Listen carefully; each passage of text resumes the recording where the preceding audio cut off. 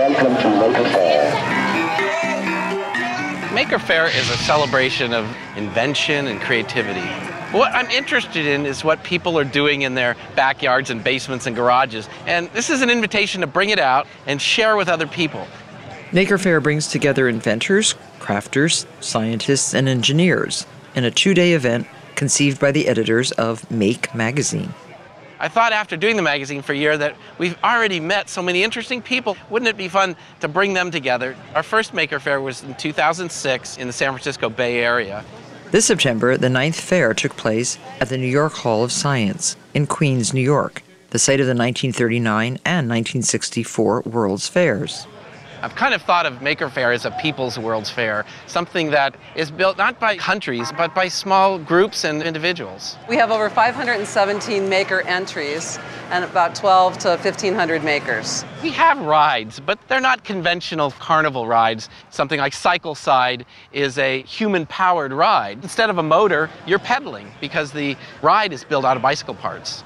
Diana Eng put on a wonderful fashion show that incorporated conductive materials like LEDs that light up on clothing. We have technology here, like 3D printers that take a computer design and model it and build it point by point. I was saying it's the new industrial revolution where a lot of makers now have tools available to them that they can create their own projects.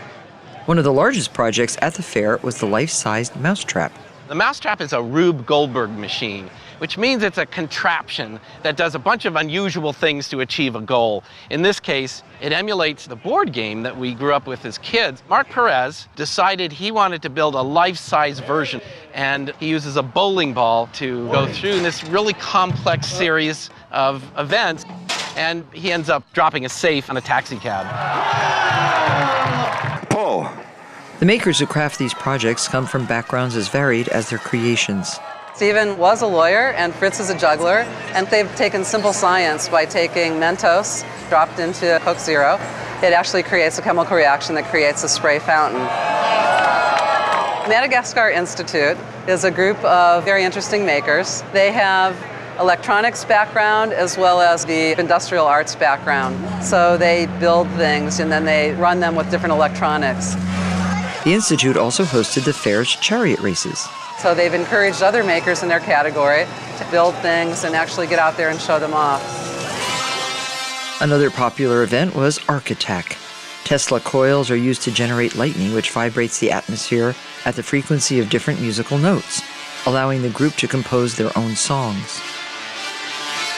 In addition to science and technology makers, over 150 crafters were in attendance at the fair.